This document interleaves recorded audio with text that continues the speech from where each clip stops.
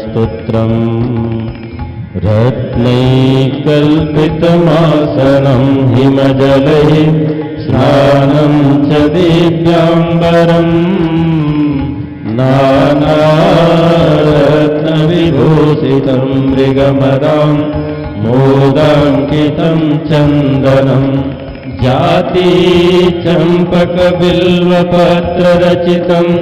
पुष्पं च धूपं तथा दीपं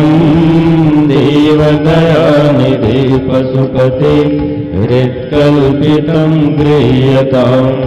सौवर्णे नवरत्नखण्डरचिते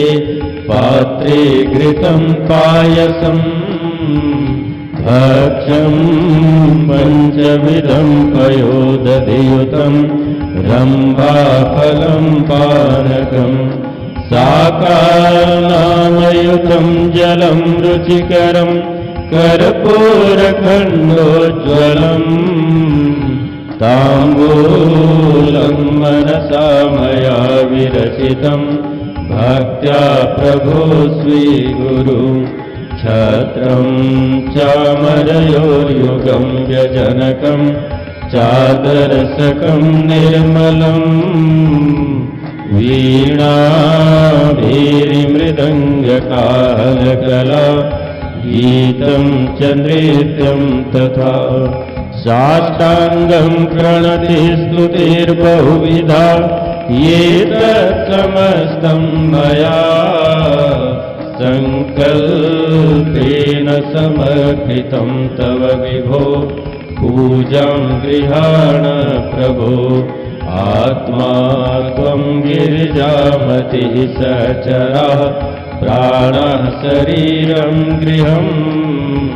पूजाति विषयोपभोगरचना निद्रा समाधिस्थितिः सञ्चारपदयो प्रदक्षिणविधि स्तोत्राणि सर्वा गिरो यद्यत्कर्म करोमि तत्तदखिलं शम्भो तवाराधनम् करचरणकृतं वा कायजं कर्मजं वा श्रवणनयनजं वा मानसं वा पराधं विहितं अवहितं वा सर्वमेतच्छमस्व जय जय करुणाब्धे श्री महादेव शंभो जय जय करुणाब्धे श्री महादेव शंभो।